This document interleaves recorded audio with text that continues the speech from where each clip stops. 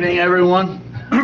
Welcome to the June 24th, 2026 Lopatcong Township Planning Board meeting. Would everyone please join me in a moment of silence, followed by the Pledge of Allegiance.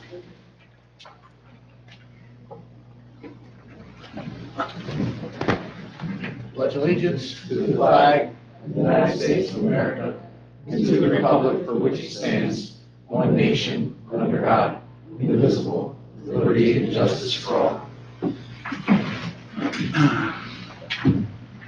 Adequate notice of this meeting has been provided indicating the time and place of the meeting in accordance with Chapter 72 of the Public Laws of 2025 by advertising a notice on Township website, www.lopatcongtownship.com, by posting a copy on the bulletin board in the municipal building by direct hyperlink placed on the New Jersey Secretary of State's portal. Members Coyle, Coy, George, Hardy, Waller, Menducci. Here. Polito. Here. Weeks. Vice Chairwoman DeLeo. Here. Chairman Sampson. Here. Okay, unfinished business. Did everybody get a copy of the minutes from the last meeting?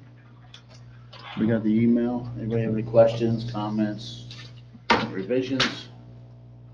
Okay, hearing none, would someone care to make a motion to approve the minutes? Motion. Second. Members Coy, Yes. Menducci. Yes. Polito. Yes. Vice Chairwoman DeLeo. Yes. Chairman Sampson. Yes. All right, next up, we have Prime Group Holdings LLC, preliminary final site plan, block 100, lot 12, completeness and hearing. Good evening, Chairman. My name is Craig Bossong. I'm with the law firm Florio, Perucci, Steinhardt, Capelli, and Tipton. On behalf of the applicant this evening, we're here, I don't know if you want to go through completeness, if there was the issues there. I believe everything's been satisfied. Certainly. Yeah, the only element that was basically holding up completeness on the application was the receipt of the Highlands Consistency Determination letter. That was received earlier this month on, I believe it was issued on June 9th, and I believe the board secretary, Beth, received a copy of that. The Highlands typically issues copies to the board as well. So that was received, and that was the only matter holding up completeness, so the board could be comfortable deeming the application complete and allowing it to proceed to hearing. Okay. Thank you very much. We've provided the notice and everything, so I believe the board has jurisdiction to hear this application this evening. Tonight, we're here. There's a self-storage facility on Route 22. It's an existing site that has multiple buildings already constructed on the site. There's 7 buildings existing. The proposal tonight is to add one additional building, ironically, to the Lopatcong portion of this property. The property spans both Lopatcong and Greenwich Township. The existing buildings are all in Greenwich. The proposal for tonight's building is actually in Lopatcong. We understand we need to get Greenwich's approval after, hopefully the board acts favorably on this application, and we'll go to them, and get their approval as well as part of it. In regards to this, we're located in the HB zone. The self-storage facility is a permitted use in the zone. Additionally, on the site is a billboard that was pre-existing. It was installed in approximately the 90s, according to our records that go back. Tried to get the documentation from both the board in regards to when that was installed and the approvals. However, it seems like nobody has all that documentation. So we looked at some aerial photographs and everything and determined that in the mid-90s that billboard was installed. The reason it's relevant is the billboard is technically considered a second principal use on the site. Now, that is permitted in the zone as long as there's certain conditions that have to be met. All conditions are met with the exception of one. You have a condition that there can't be 2 billboards within 300 feet of each other. Just north of this billboard, a couple lots away, is another billboard which is within 300 feet. That was constructed, we believe, after our billboard was constructed, which then creates this 300-foot issue. However, all of this is pre-existing from the 90s. We're not touching anything. We're not going to exacerbate that or do anything to those. So I believe you can consider it a pre-existing non-conforming use that was probably approved by this board back then. The other issue that was raised in your borough planner's letter is the fact that this is technically 2 lots. There's 2 separate lot numbers, one for the lot in Greenwich and one for the lot in Lopatcong. We've done title history searches and everything. They've always been transferred as 1 lot. Ever since the I believe it's 56 when it was created. It's been the same property owner that has bought the entire parcel, or parcels, I should say, throughout the years. So this lot has always operated as 1 economic unit, 1 site. It's just for the fact that you had to have a lot number in Greenwich for tax assessment purposes and a lot number in Lopatcong for tax assessment purposes, that there's 2 lot designations. But for all intents and purposes, this is 1 economic unit, 1 site that's operated throughout the years as a single entity. Therefore, when you look at the whole thing, there's questions raised about, okay, well, Lopatcong requires X number of parking spaces. On the actual Lopatcong site, there's not those number of parking spaces, but when you look at the totality of the entire site, we satisfy everything. So those are the different issues that you'll hear testimony for tonight. So unless there's any further questions for me, I will call my first witness, who's our architect, and he can go through the plans. Thank you very much. Is it all right if I stay over here? 'Cause I'm gonna. Yeah, I just have to swear you in first.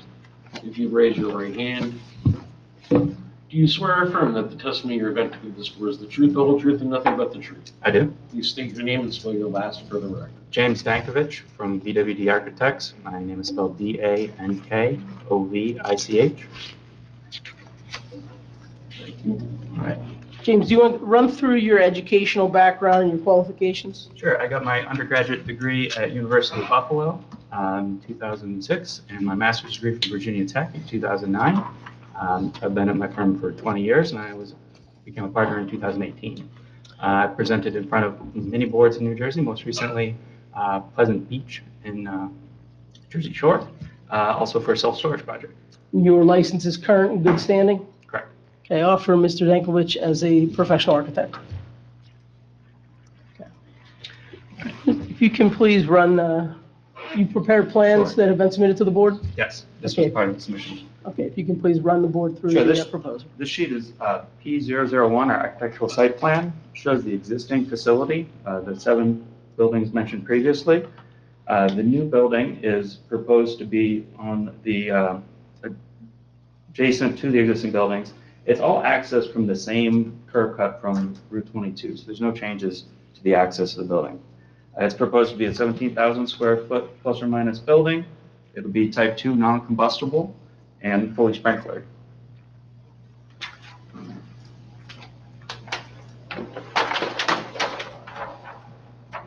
This drawing shows is P100, our floor plan. It shows a combination of interior and exterior access units. All the interior units will be climate controlled and have access control doors so that each individual customer will have a unique identifying code. They punch into a keypad that opens the door so they can come in and access their unit. The exterior units will have individual locks provided by the customer to lock the unit. Some of these may be climate controlled. It hasn't been determined yet whether they want to climate control the exterior units as well. That's a new trend in the industry right now. There will be 24-hour security monitoring with video surveillance cameras. We haven't designated locations yet, but typically they're around the perimeter to see people coming and going and on either side of entry doors so they can see who's entering and exiting.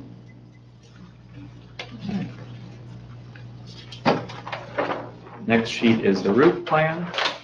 It's a low slope metal roof matching sort of the existing buildings out there with gutters and downspouts at the eaves. The mechanical units will also be positioned on the roof.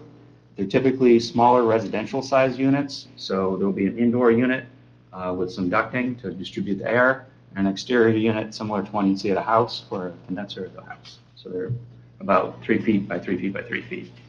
There's likely to be 2, but there could be as many as 4. This next page, P200, are the elevations. This lower elevation is the one along Route 22. It shows a combination of metal siding, blue storage doors to match the existing facility.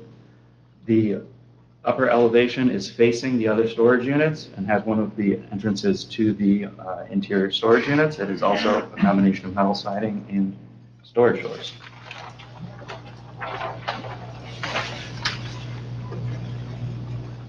This sheet, P201, shows the remainder of the elevations. The lower elevation faces the rear of the property, and the upper elevation faces the adjacent neighbor.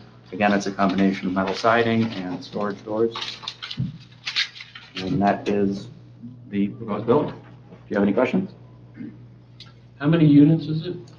It's approximately 85 interior units and 20 exterior units. 85 anybody? Yeah. Thank you. They're all different sizes. Right? Yeah, there's a distribution of sizes based upon Prime's market study and what they think is needed and is going to rent the best.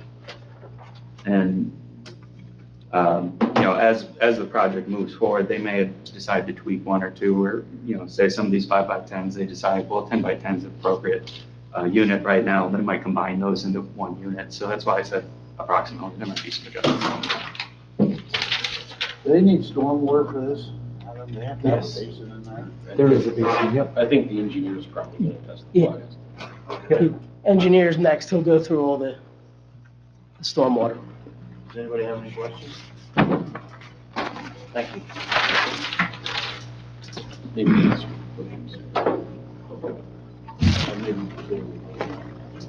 it's up to you if you want. So there's per witness for the overall. Just questions. It's up to you.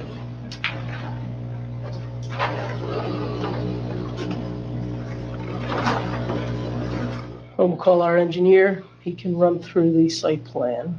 So council, just maintain, there may be questions to Yeah. the public afterwards, that's how we're gonna. Okay, after all the witnesses, that's fine. Yeah, everybody will be here. We'll answer any questions anybody may have. Sir, if you'd raise your right hand, do you swear or affirm that the testimony you're about to give this board is the truth, the whole truth, and nothing but the truth? I do. Do you state your name and spell your last for the record? Andrew Derek Ranger, Ranger. Thank you, sir. Mr. Ranger, can you please give the board your educational background, your expertise? Yep, I'm a licensed engineer in the state of New Jersey since 2018. I graduated from the University of Connecticut with a civil engineering degree, and I've been practicing in either civil engineering and in the land development industry for 15 years, and my license is in good standing. You've testified before numerous land use boards all across the state. Yes, I testified before this board as well. For Mr. Ranger as a professional engineer. Thank you. Okay, Mr. Ranger, can you please walk the board through the proposal this evening and what's been submitted? Should I mark this? This is just a colorized exhibit. Yeah, Was that previously submitted to the board as part of the package? No, this, It does get the marked. package was the other landscaping. So, sheet for exhibit 1. Exhibit yeah, A1. A1 with today's date.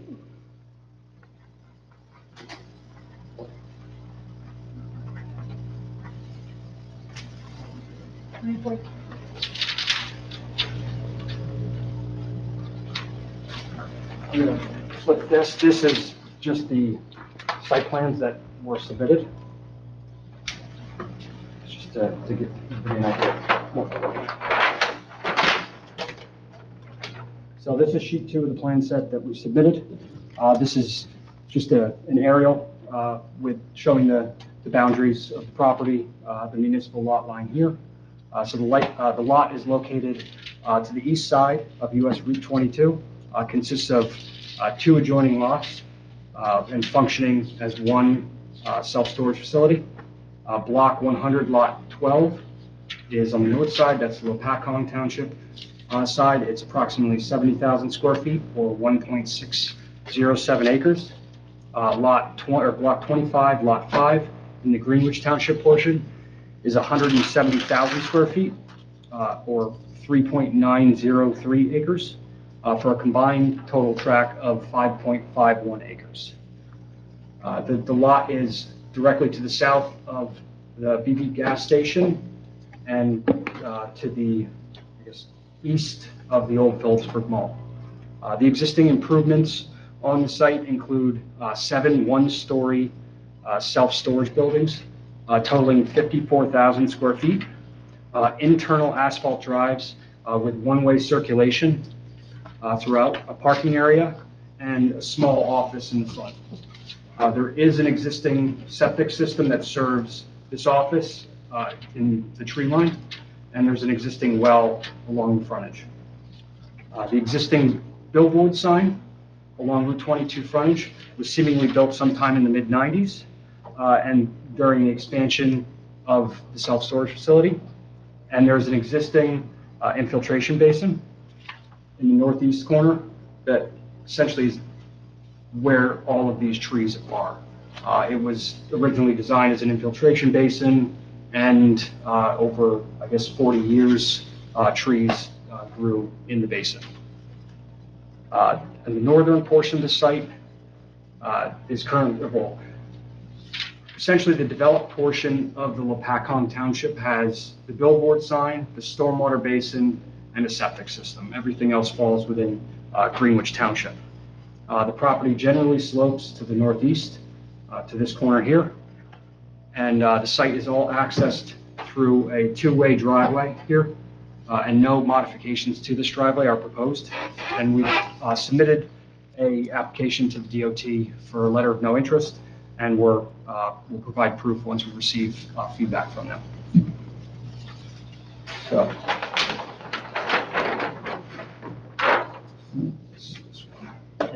A1, This which is, we've marked, yeah, A1, which we've marked, if you can go through what's proposed with the board. so we are proposing a one-story self-storage building totaling 17,043 square feet with internal asphalt driveways surrounding the new building, a new access gate along the front, and fencing that surrounds the facility. We are also proposing 10 parking spaces, including 2 ADA stalls, 4 outside the gated area and 6 internal. A bio-retention basin, which is up here to treat the runoff from the proposed drive, and modifications to the existing infiltration basin. We are also proposing a retaining wall that surrounds the northern and the eastern side of the building's access drive. That will also have a guardrail along the top. And we are proposing to connect to the existing electric and the well in the front. There will be a new septic system proposed, as the current one is under trees. The septic system is only there to serve this office, which has 1 employee. And in addition, we are proposing a new trash enclosure, which was never on the original plan. They currently have their dumpster right inside the front gate. So we're proposing a new trash enclosure on the east side of the Greenwich Township. This will be, it's been angled so that it's easier to pick up. And the self-storage facility has minimal solid waste, and most of the generation comes from the employee in the office. They don't advocate for the tenants to use the trash. The facility currently has trash and recycling pickup every Monday, and this will remain in the proposed condition.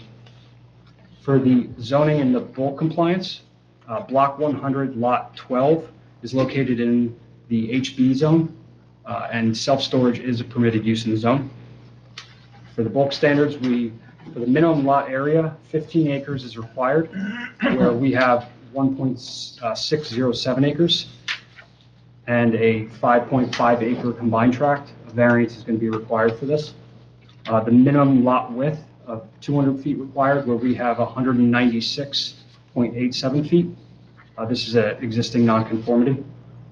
The front yard setback of 100 feet is required, where 107 feet or 107.38 feet is provided, so this complies.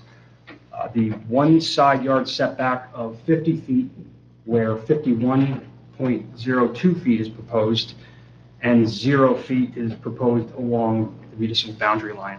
Therefore, a variance is required. Along the same line, a side yard combined 100-foot is required, where we have 51.02 due to the municipal boundary line through the building. And that's if you measure to the actual municipal boundary line. There is some case law that says because of it being one economic unit as a lot, you really have to look at the other side too, but this board only has jurisdiction for what's in their township. Yes, and then the rear yard setback of 50 feet required, where 201.79 feet are provided, this complies.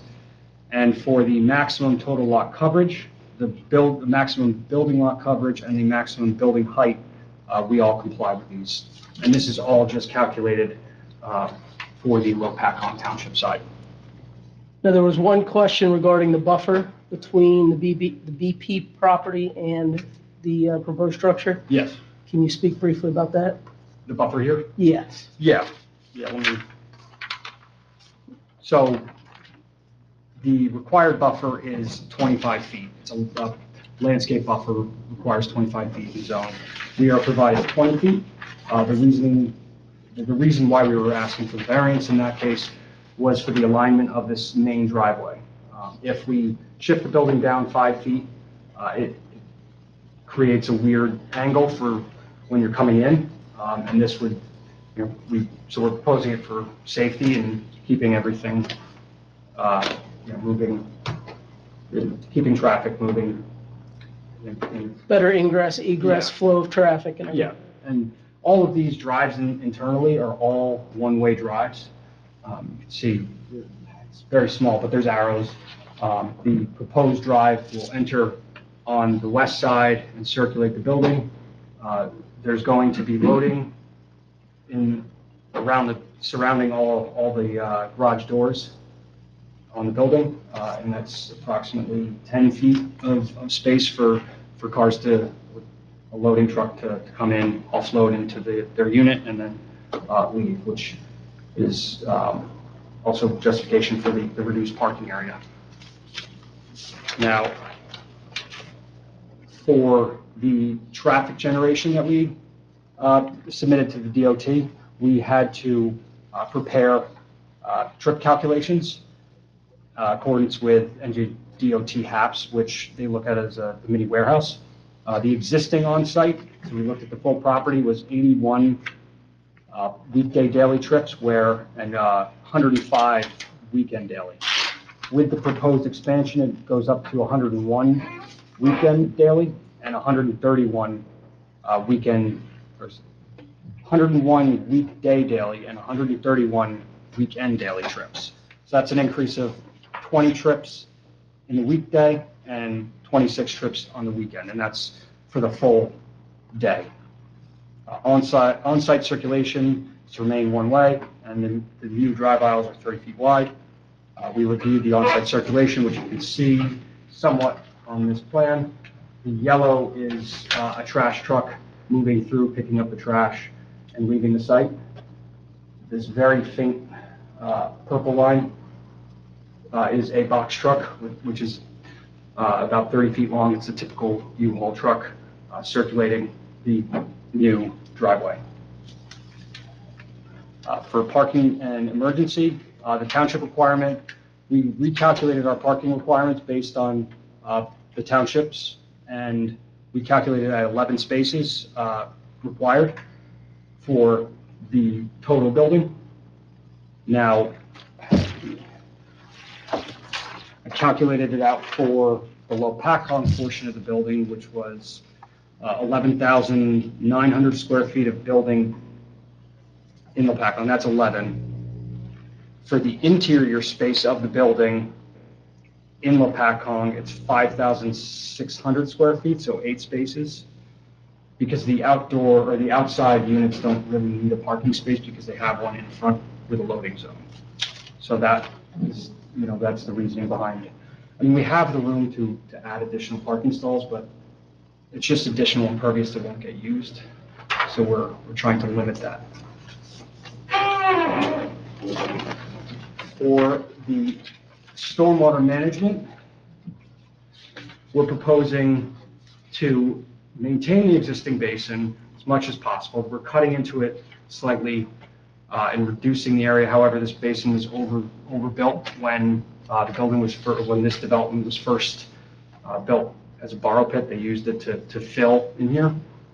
And we are proposing a new bioretention basin above the main basin that will take all the roof runoff, or all the runoff from the proposed drive, clean it, and drain it into the infiltration basin. All the roof area, which is clean, will go directly into the basin. And all the existing facility will continue to either sheet flow or sheet flow into the main basin, or be conveyed through a series of inlets that will ultimately drain into that infiltration basin. We are meeting all the state stormwater standards as well as the township standards. The design was performed looking at the site as undeveloped entirely, as a conservative way to look at it, and then proposing all of the increase in impervious. We are under the assumption that we're located in the carbonate rock district, so the new system, it will be lined so that no water is being infiltrated in that section into the carbonate rock. The old system, we are minimizing what we are touching in there to keep, to maximize the existing trees, so we're not removing all the tree growth that happened in the basin. For lighting, we are proposing wall-mounted lights around the proximity of the building, and one pole-mounted light in front of the parking area. These will be full cutoff, directed downward to minimize glare and light spill. The lighting plan in your package, which is sheet 7, it shows that all the light is essentially illuminating the drive aisle and the pedestrian area, where at the property line, spillage is minimized. All these proposed lights will be on sensors so that they won't go off unless there's people in the facility. So once the facility closes at 10 p.m., there won't be any lights going on. And the new building is going to operate functionally the same as the existing buildings will operate? Yes, it's all going to be a part of the same facility, so. All under there's no new office in this building, it's all just storage. The office manager will be handling that building. So, I know that there were some variances identified. Do you want me to go through the variances, or would you like to go through the town letter, or the town engineer's letter, Adam? What do we, I was gonna say, let's go through the board engineer's letter. Okay. We received the letter on dated June 19, 2026, from Colliers. June 19th, right? Yes. Yeah. And we'll touch on some of the aspects, but everything identified in there, there's no reason why we can't, to our best of ability, comply with any of the comments, the notations, everything that the board engineer has requested. Yes, there's nothing in the letter that we won't be able to comply with. One of the, some noteworthy things were, he noted that we don't have curbing proposed. We were just proposing all of the water to just sheet flow off of the parking into a drainage swale that runs around and then into this basin. And so with that, he said he preferred to show wheel stops then, so. Yes, so we'll add wheel stops in front of the parking stalls. And then we performed the turning templates to show that circulation on the site will work. There were notations regarding the stormwater and Yes. everything we'll comply with? Yes, and we had a discussion, and we will comply with all that.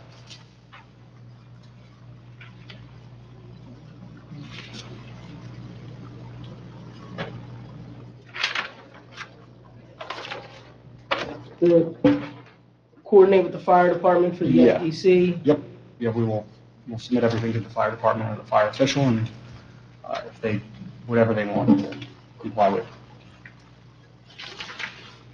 And then we have a landscape architect to go through the landscaping plan as well. I believe that's all for the engineer at this time. That's what I was gonna ask. That was the other thing I was gonna ask in terms of tree removals, the applicant's gonna have to, provide a tree removal permit submission to the township, and comply with the tree replacement requirements. I know there's a new landscape exhibit this evening to discuss that and review the tree removals and those trees that are being preserved in the basin, so certainly we'll look forward to that testimony, as well. And then also, just, in our letter as well, we referenced the Highlands consistency determination. There's a number of conditions that the Highlands has sort of imposed and also sort of relies upon the township to implement and enforce in any approval.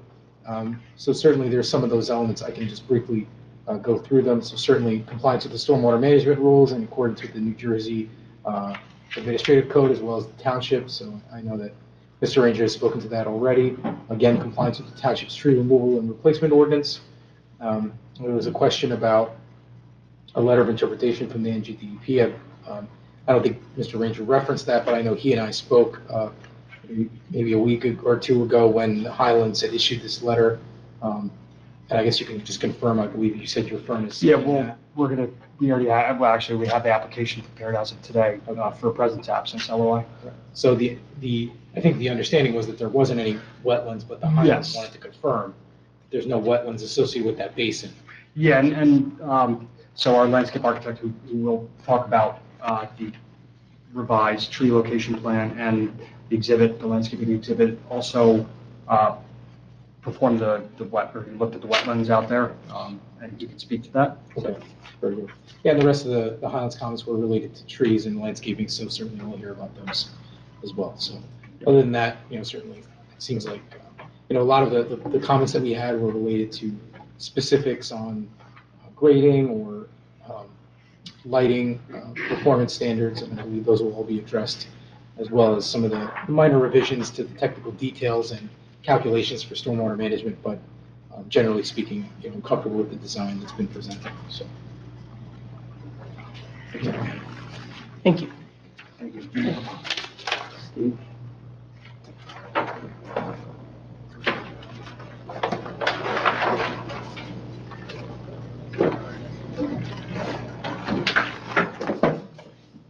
Sir, if you'd raise your right hand, you swear or affirm that the testimony you're about to give before is the truth, the whole truth, and nothing but the truth. I do. Please state your name and spell your last for the record. My name is Stephen Hobbs, Hobbs. Stephen, can you give the board the benefit of your educational and experience? Yes, I'm a licensed landscape architect in the state of New Jersey. I received my license in September of 2024, and I've been employed at French and Perlow Associates since April of 2025. You've testified before different land use boards. No, this is my first time giving There we testimony. go. Everybody's got to start somewhere. I offer Mr. Hobbs as an expert in landscape architecture. Steve, you can walk the board through, you prepared an exhibit for this evening? Yes, This was not submitted previously to the packet? correct. Okay, so we'll mark this as A2. If you can describe what it was marked, I got it. It's your first time. Thank you. And this is entitled Existing Tree Inventory Plan dated June 23rd, 2026 for the record. Okay, Steve, you can walk the board through that exhibit. All right, good evening. My testimony this evening will address the Highlands Council and other landscape-related review comments related to the tree inventory, forest determination, tree removal and replacement requirements, and landscape plan as shown in landscape exhibits 1 and 2. I personally conducted the field tree inventory and site evaluation on June 16th, 2026. I prepared a tree inventory plan, tree replacement calculations, forest determination, and landscape plan for this application. So I'm going to just run through the Highlands Council comments. So the first, we'll refer to the tree inventory plan regarding the comment regarding the tree survey, including species, diameter of breast height, and tree locations. A comprehensive field inventory was completed within the project area. Trees were identified by species, measured for diameter of breast height, and located in the field with GPS. The resulting tree inventory has been incorporated into the application materials, and the inventory satisfies the Highland Council request for documentation of tree species, diameter of breast height, and location. The second comment I'll address also refers to Exhibit 1 regarding the existing conditions. The project area consists of primarily existing unmaintained stormwater basin and adjacent voluntary growth woodland. Observed tree species include black walnut, black cherry, sycamore, box elder, silver maple, mulberry, and other native woodland species. The understory contained multiflora rose, bush honeysuckle, blackberry, and other successional vegetation. Based on species composition and site characteristics, the wooded portions of the property exhibit characteristics of a naturally regenerated successional woodland. Portions of the site contain invasive vegetation typical of previously disturbed stormwater management areas. These conditions are consistent with the history of the site as a constructed stormwater basin that has remained largely unmanaged for several decades, allowing natural succession and woodland establishment to occur over time. The next comment from the Highlands is regarding forest determination.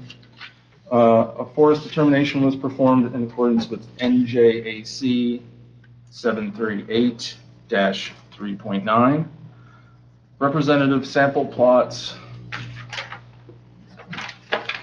were evaluated utilizing the Highlands point methodology. Trees were assigned point values based on diameter of breast height.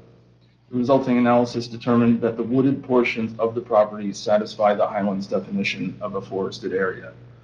Although portions of the site have been previously disturbed and contain invasive vegetation, the wooded portions meet the applicable Highlands criteria. The next Highlands comment is regarding a list of trees proposed for removal. A removal inventory was prepared identifying all trees proposed for removal. Species and diameter of breast height information are provided on plans. Proposed removals are clearly identified on Landscape Exhibit 1. The submitted plans provide information requested by the Highlands Council and necessary for review under Township and JDEP requirements. And we'll comply with the requirements of Lopatcong in regards to tree replacement and everything along those lines. Correct. Okay. The next comment is regarding tree removal, replacement, and ordinance compliance. Tree replacement calculations were prepared based on proposed removals. You can see in this table on the top. Calculations were completed in accordance with Lopatcong Township Tree Removal Replacement Ordinance. The required replacement planting information is included with the application. The proposed landscape improvements have been designed to satisfy ordinance requirements, and any trees that cannot reasonably be accommodated on site will be addressed in accordance with the Township tree fund provisions. Do you have the numbers of what we're proposing? Yes. Based on those calculations, a total of 107 replacement trees are required. A total of 90 replacement trees are proposed on the site. And in accordance with the Township ordinance, the remaining 17 replacement trees will be satisfied through a contribution to the Township Tree Fund. Do we have a plan to show the?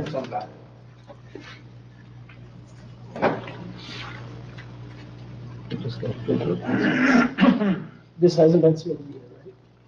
Correct. This is updated. This is updated landscape exhibit 2.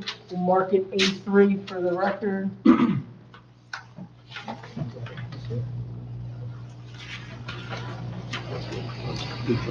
All right. Okay, Highlands comment regarding native drought-tolerant plant material. The planting plan was reviewed and revised in response to Highlands Council comments. Species identified by the Highlands Council as non-native were removed from the planting plan. Native replacement species suitable for the Highlands region were incorporated into the revised planting palette. The landscape plan was also revised to address board engineer comments regarding buffer plantings and plant material sizing. The revised planting plan includes native canopy trees, evergreen trees, and shrubs appropriate for both upland and stormwater basin conditions. Can you show on that exhibit like where these replacement trees are going to be placed for the board? Yes, so all of the proposed trees are shown in the solid dark lines. All of the existing trees are shown in the lighter dashed lines. So we have a evergreen screen with some shrub planting along the front, and then canopy trees along the northern edge, and then additional canopy trees in the basin. Existing mature vegetation and woodland areas were incorporated into the overall screening design for practical. Native evergreen and deciduous plantings are proposed to enhance visual screening along property boundaries. Species were selected to provide long-term canopy cover, habitat value, ecological benefits, and compatibility with site conditions. The last Highlands comment I'll address is regarding fertilizer notes. References to fertilizer application were removed from the landscape notes. The plans were revised in accordance with the Highlands Council recommendation. And the one comment regarding the buffer that we had spoke about earlier between our property and the BP property, we have a whole line of trees that are being proposed between those two properties, right? Correct, yes. And the reality is we're trying to screen between a gas station and our site, so. That's all for the landscape architect. That wasn't too bad, was it? No. Just like a pro. Okay, thank you very much. Do we want to talk about all these variants? Are there any more witnesses? That's all we have. Before we go into questions, Yeah, there's a my lot. question, and I guess, I don't know, maybe for Mr. Basong is, are you asking the board to treat this as one lot, or are you asking for the variances as if these are two separate lots? I believe under the law, it gets treated as one lot. And so when we talk about measuring a side yard, let's say a side yard setback, and you're looking at the site, the side yard setback, this board, there really is no side yard setback on the right side of the property. Because I believe the case law says since it's one economic unit, even though it's two lots, you would actually measure the side yard on the far right, which is in Greenwich. But you would have jurisdiction over, say, the side yard between us and the BP property, where the buffer would be. And I believe that's what the case that you cited in your letter, that's what it speaks to. Well, Lopatcong Township has taxed this portion of the lot as vacant, so it's not taxed as a commercial lot. Yeah, but it's still a commercial lot. It is. So it's in the HB zone district, so it's amenable to commercial development. So it may be vacant at this point in time because there's no improvements on it.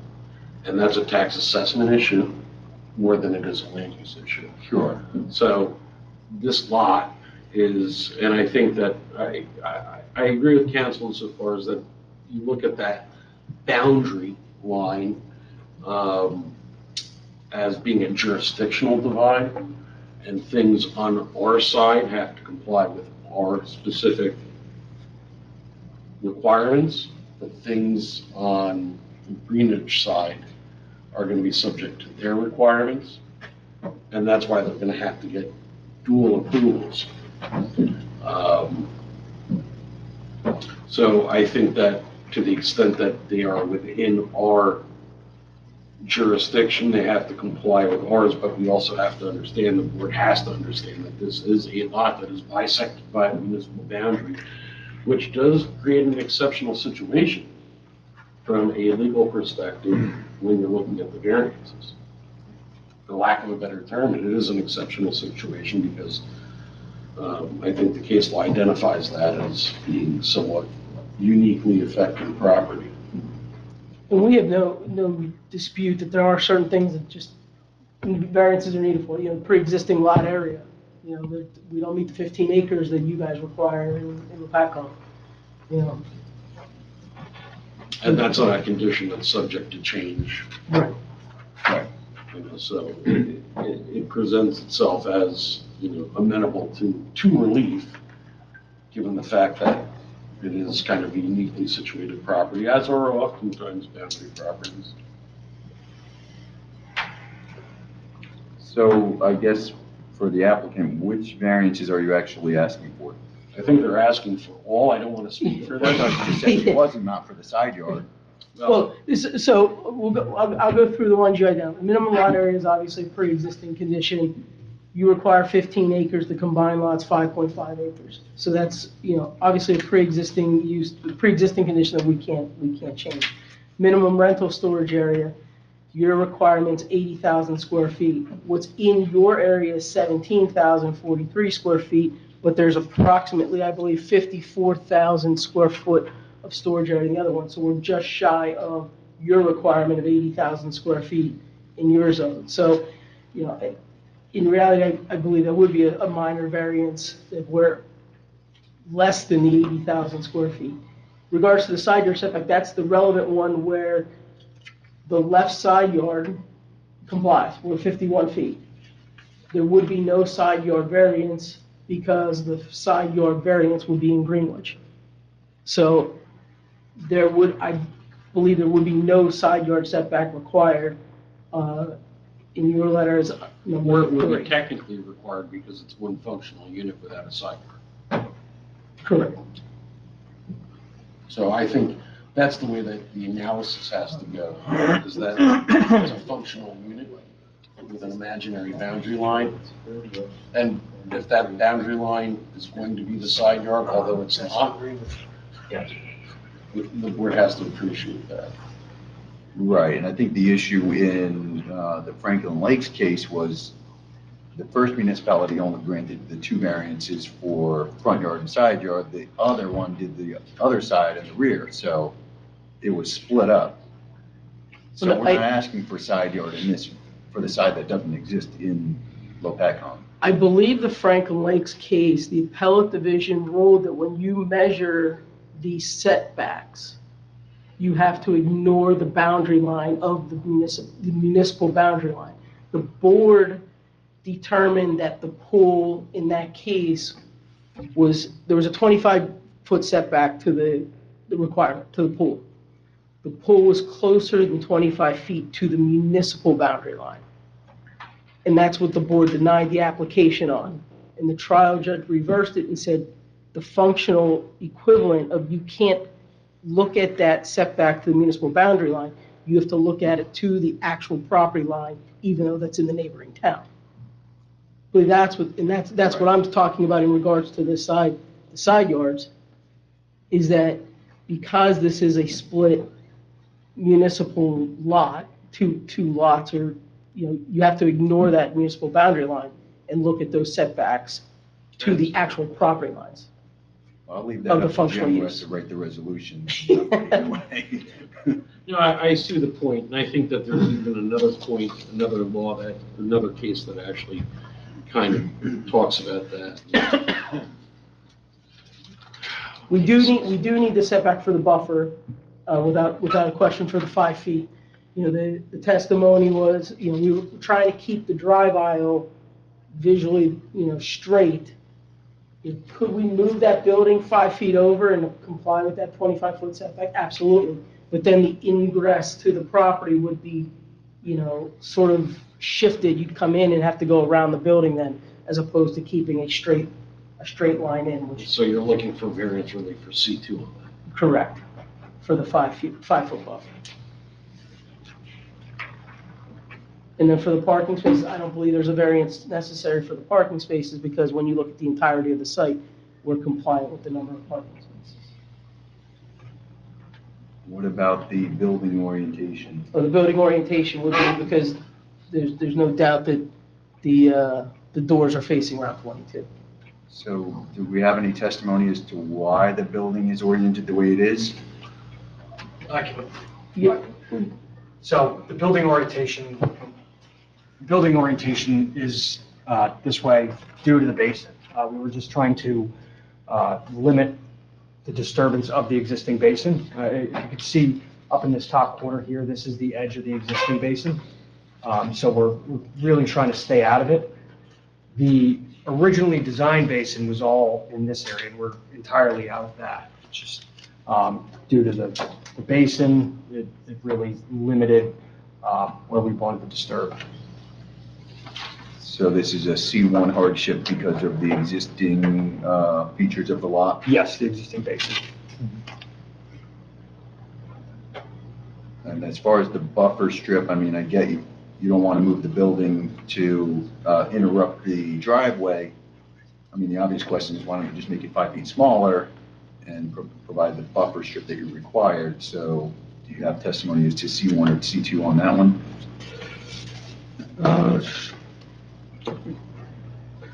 I mean, realistically, we've looked at it, and if the board doesn't want to grant that variance, we can shift it. It'll just be, You're saying shift the building or shorten the drive aisles? we'll just shift the building down 5 feet, and we can just shift the I think entrance what to the facility. Mr. Block is asking, could you chop 5 feet off the building, leave the building alignment where it is, not to impose on the driveway, but shorten the building so your buffer can meet the width? That would be the change, but then you're asking to remove 5 feet of the buildings. Yeah. Yeah, and I think the reality is we're buffering against a BP. I'm not asking you to do that, I'm just asking for testimony as to why you don't want to do that. Understood.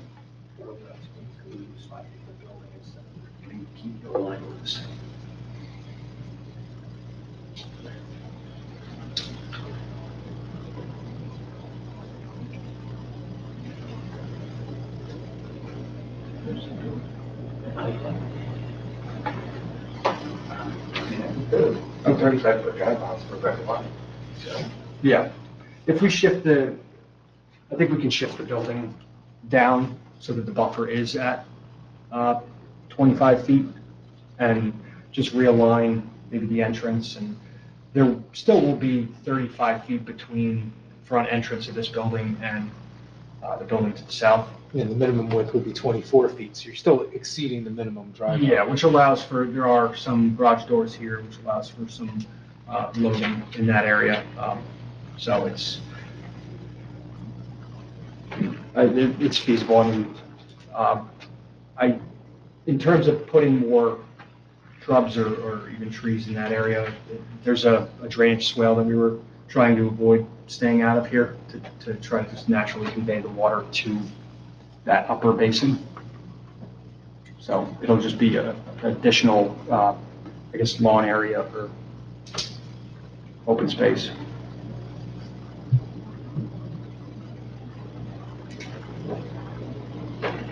I leave that up to the board. I mean, the alignment you have now makes sense because you're aligning with the driveway. I don't know what it will look like to move that 5 feet. It may look a little off, but because of the entrance gate to the facility, everybody needs to scan in. We can just align the actual entrance 5 feet over, so when they come in, they'll have to kind of shift over. Gates shifted over. Yeah, it'll look a little weird when you pull in at first, but I think it's still a very wide area of parking, or of pavement. As far as the parking spaces, I know the way that the existing one works is people just drive up to their door, they park in unload or load or unload right by their door.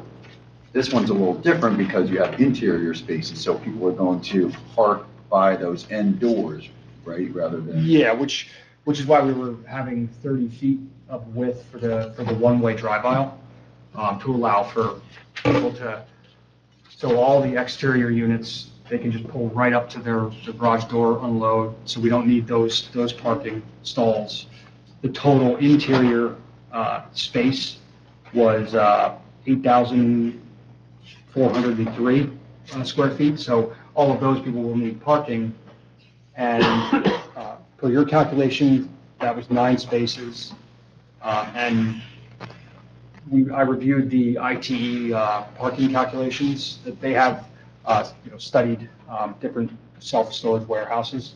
And their calculations essentially said that only 7 spots are needed for the entire property for all 71,000 square feet of indoor, or of storage. So we have room to put additional parking here if the board decides they want us to increase that. However, we're just trying to limit the amount of impervious. We can handle it. This basin is so over-designed, overly large, it can handle it. However, any reduction in impervious is, in my mind, a good thing. How many interior units? About 85.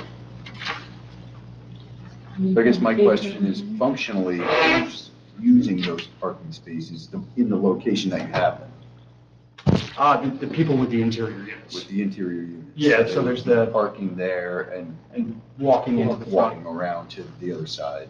Yeah. And at least my understanding is if there's 2 people parking there, yeah, in the facility at one time, it's busy. So, So if you want to go inside, you can't park next to the building, you have to park in those spaces? yeah, I mean, that would I be, wouldn't expect the manager to restrict it, especially since it's a smaller building. They wouldn't typically have more than 1 or 2 people there at any one time. I don't think the manager would complain about them being there, but since it is actively managed, if they were in the way, they come out and ask them if they move their vehicle.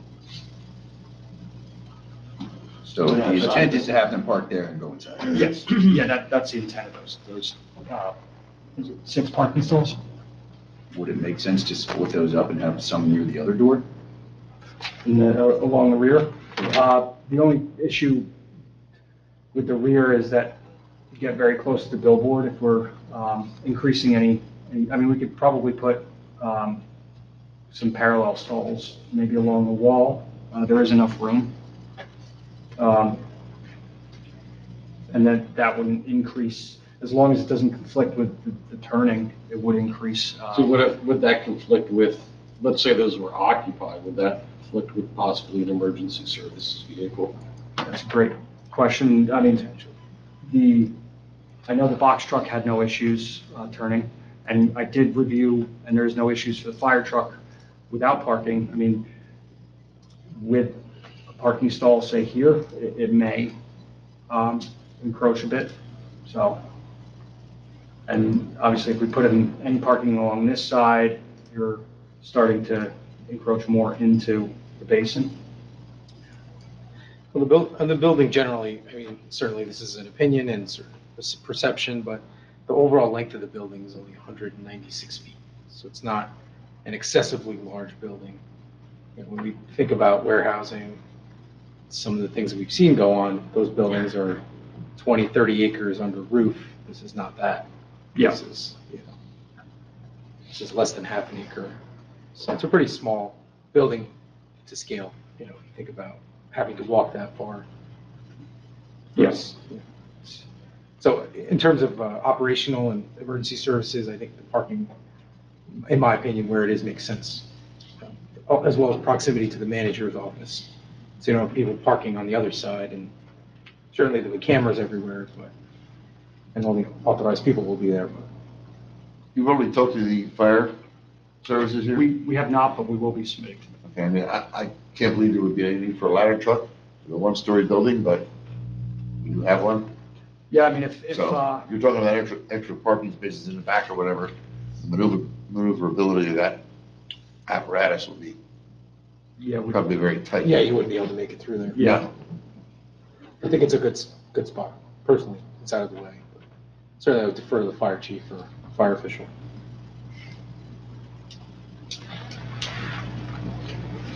I have one last question, maybe for the landscape architect. The buffer strip that's required for the ordinance says is supposed to be provided with 2 shrubs and 1 tree for each 500 square feet of area. Have we done that calculation to make sure we're complying with that 2 shrubs and 1 tree. for 500 square feet? 500 square feet. Parking lot? Within this area or in No, general? within the buffer The strip. buffer strip. Oh, sorry. I haven't ran that calculation, but I'm sure it would meet that You would requirement. agree to meet that? Yeah, we We'll, can. we'll agree, yeah, we'll agree to meet that requirement. Was it 1 tree and 2? It's 2 shrubs and 1 tree per 500 square feet within the buffer strip.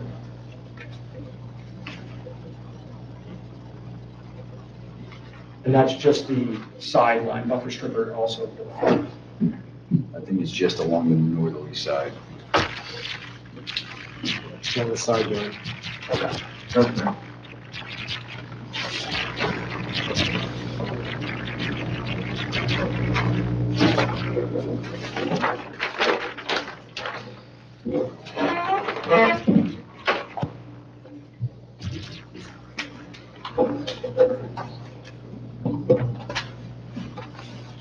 Any further witnesses, counsel? That's all.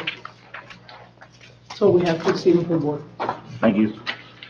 All right, does anybody from the board have any questions?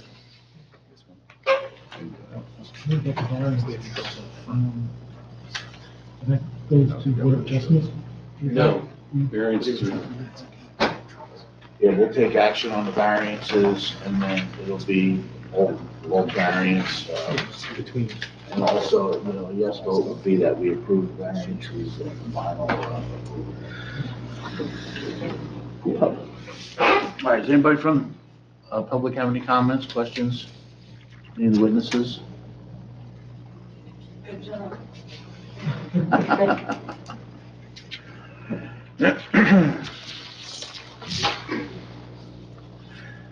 All right, so do we have a list of conditions? the conditions that I've noted include the landscaping compliance, the compliance with the conditions attached to the Highlands area approval, obtaining a tree removal permit. Not sure if they've conceded to shift the building yet, or if they're still seeking that variance. And those are the conditions that I have. What about the fence in the back of the retaining wall? Is that, did we already They're agree to that? proposing that. I thought I saw in the letter that they didn't have it. I believe it's And it the was- details need to be updated. Additional calculations and details Right, are gonna be required, and we'll provide all that. right. We'll need engineered plans Yeah. for the retaining walls that, it's all captured in the engineer report. You're correct, Mr. Chairman. So that'll be, engineered plans for the retaining wall that would include the guide rail as well as the fencing on top. To confirm that, structurally, it'll be structurally sound and able to manage a vehicle, hopefully not impacting, but at least manage traffic beyond it. So, What about the limestone drilling? I don't think I saw anything about that. Do they have to drill? I believe we had a discussion about that. We'll provide the It's underway. geotechnical, yeah, Right. pro- As Yeah. part of the. as part of the foundation resolution design. compliance, yeah. Right. So I believe that will be, it hasn't been completed yet, but it will be completed as part of the stormwater design as well as the foundation design and retaining wall design. All those elements need a geotechnical study. So that will be completed. Until we meet everything that your board engineer is satisfied with, we can't give permits or anything. And the parking spots, do we have, all the striping in there and everything for the people to walk across? The sidewalks and all that stuff? Do we need anything like that? There's no sidewalks proposed or provided at this time. I mean, it's sort of an open area, people walk. It's sort of typical for any sort of commercial use, you don't typically have, like if you're at Walmart or Target, there's not a sidewalk network throughout the parking lot. Usually you're walking in the parking aisles. So it's very similar here.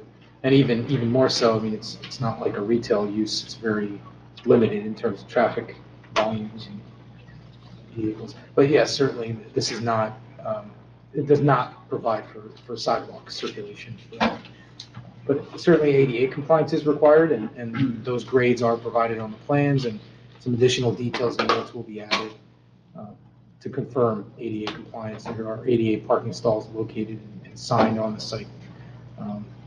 So that will certainly be part of the final approval plans. Okay. No required lot area. 15, I thought we were, you know, we needed like 9 or 12. Was it always 15? It is for self-storage. Right. I don't know what it was 15, before. it's always been 15. I don't know, I don't know the history of it, that's what the But ordinance says. right, HB for self-storage is 15 acres. Okay, all right. All right, so we'll take a vote now. So yes, I was gonna say, do you need to open up to the public just for general comments? They did. Oh, we did that? Oh, okay, sorry. You just need a motion to approve. Motion to approve. Right. so yes vote is that we approve all the variances, right, final approval of the site plan. So would somebody care to make that motion at this time? I'll make the motion. I'll second it. No roll call. Member Floyd? Yes. Menducci? Yes. Leo? Yes. Vice Chairwoman DeLeo? Yes. Chairman Sampson? Yes. All right, thanks, guys. Thank you very much. Thank you. Thank you very much.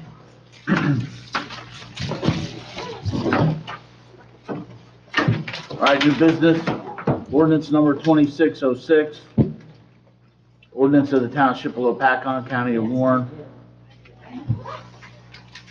State of New Jersey amending Chapter 243 of the Municipal Code to prohibit data centers as a principal, conditional, or accessory use within the ROM Research Office Manufacturing Zone.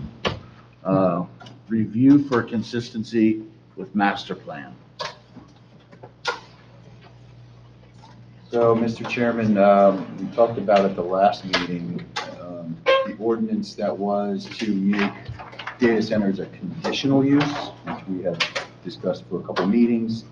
And that ordinance, the board found was consistent with the master plan because in 2012 master plan recommended data centers in the ROM zone. So I think that the board would need to make a finding that this ordinance to prohibit them is not consistent with the master plan.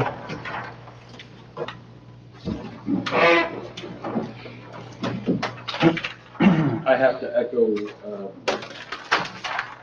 Mr. Block's comments as to that. The master plan, the last iteration of the master plan clearly set forth data centers as being a recommended permitted use, and it was carried forward into the ordinance to allow it as that. So the ordinance now before us to prohibit them as permitted uses. It has been introduced by the council. It is not specifically consistent with the language in the existing master plan, as also adopted by ordinance, so it's directly contrary. So I think that the board is constrained to make a finding that it's inconsistent. That doesn't mean that the ordinance in any ways fails. It doesn't mean that. What it does mean is that the governing body would have to adopt it with a supermajority vote and specific reasons as to deviate. You'll also see on the agenda, the governing body is recommending or requiring a master plan reexamination to occur. And that can be a point that gets incorporated into that master plan reexamination data centers as well. So the board unfortunately is constrained under the land use law, not to say whether it's a good idea, bad idea, or otherwise, It's to say whether or not the ordinance as advanced is consistent or inconsistent with the master plan. Okay, so yes vote on this is that it's consistent, obviously. No vote is that it's inconsistent. Somebody care to make that motion? I didn't really hear what you were saying about the master plan that. You want me to repeat? Contradicting ourselves or what? Yeah. I think they were having trouble hearing too, but. Yeah. It's probably because I'm sitting so far Yeah, I back. feel like from our vote from last time, just we could. So, under the municipal land use law, the board is constrained in looking at a proposed zoning ordinance as to whether it is consistent with the master plan. In this instance, you do have a master plan from 2012 that did recommend the inclusion of data centers as permitted uses within certain zone districts. That was actually enacted into law when you adopted the master plan. After that, the governing body made that so that it is a permitted use within the zone districts.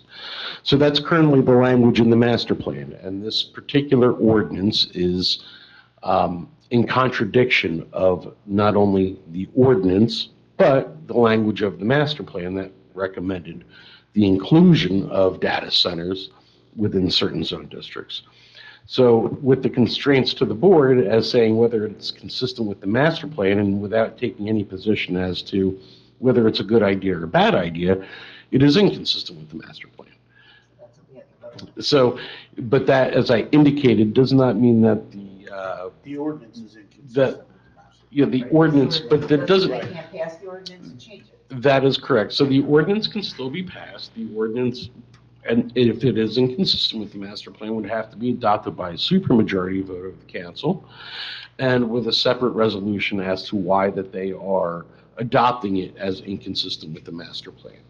And I just also indicated during that discussion further on the agenda, not that there's significant action that the board has to undertake, but the governing body is requiring a master plan reexamination be undertaken. And that can be a point that is addressed in a master plan reexamination and talked about in front of this board before adoption. So there's a few ways to skin a cat, and the prerogative of zoning is the governing body. They have to do it consistent with the master plan or have good reason not to. Sometimes the master plan does not catch up with ongoing concerns in the community and things of that nature because it's a planning document over the long term. Okay. So again, a yes vote for this will be that the ordinance is consistent with the master plan.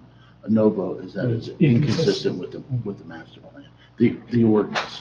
The ordinance banning them Right. is, no would be it's inconsistent, which Right. we've discussed. Yes, yes. It depends on how you fashion the motion, though, Chairman. So somebody could theoretically make a motion, not to confuse the issue, to find it inconsistent with the master plan, in which case a yes vote would be to support that finding of inconsistency. And a no vote would be to say, no, it's consistent with the master plan. It doesn't matter, it's how you frame the motion. Okay. I always like to have motions framed in the affirmative, but that's just my preference. Okay. You're still not clear. It depends who wants to make the motion. If a motion, and I'm just going to give a hypothetical, I'm not here to determine it for the board. You've heard the opinion of the planner, you've heard the legal opinion. It's up for the board to decide whether, and the board alone, whether to decide this ordinance is consistent or inconsistent with the master plan. That's your charge under the municipal land use law. Someone could theoretically or hypothetically make a motion to find it consistent with the master plan. And if that was seconded, it would proceed to a vote, and an affirmative vote in that case would say, okay, we're finding it consistent with the master plan, and if it carried, it would be a consistent determination. If it did not carry, because most people say no, it would be determined to be inconsistent. Someone hypothetically could also make a motion in the alternative to say, I make a motion to find it inconsistent with the master plan. where an affirmative vote would be in support of finding it inconsistent, and a negative vote, no, would be to find it consistent. Either way, however somebody wants to fashion, Before we get confused.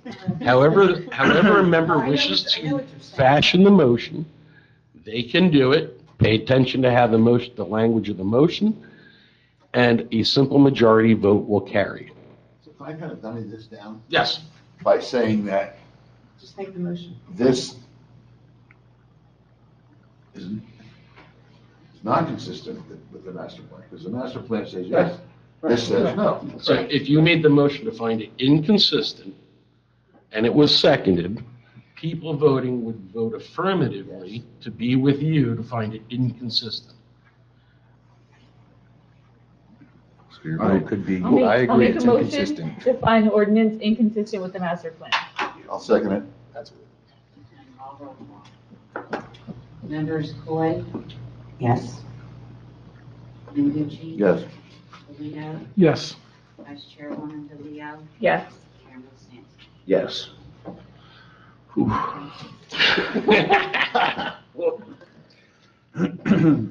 Okay. Now that we got through that, Hmm? What happened to all those changes that we were making to the master? Well, those were provided to the council, but the council has elected, from a policy perspective, to reintroduce an ordinance to prohibit them Right. completely, instead of making them a conditional use. So that Which now, draft ordinance. now we're is, getting to the next part. So now we're done. Revisions They have to to master table. plan. okay, next order of business, resolution number 26-96.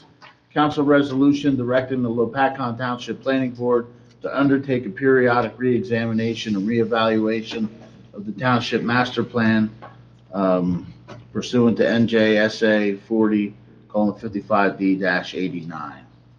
And Chairman, the only thing that the board needs to take action on right now is to make a motion to authorize Colliers and Mr. Block, and to the extent perhaps necessary, the board engineer, to undertake that master plan reexamination and produce a report. That then will be subject to a public hearing and your input at a future date. We do that every so often anyway, don't we? Every 10 It's years. required every 10 years. The last one was done in 2019, so we're 2 years shy of having to do it, but you can do it anytime you want. Okay, would somebody care to make that motion? I'll make that motion. I'll second.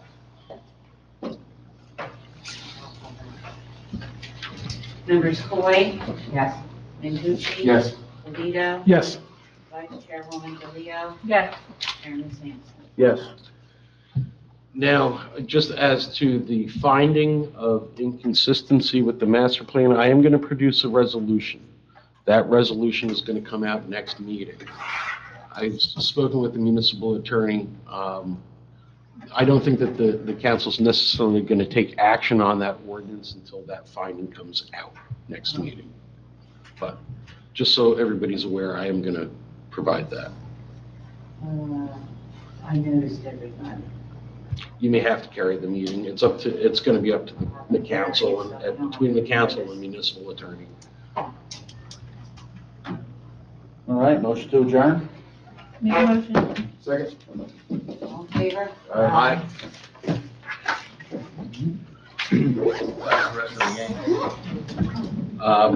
Could be one. I got a call. Council.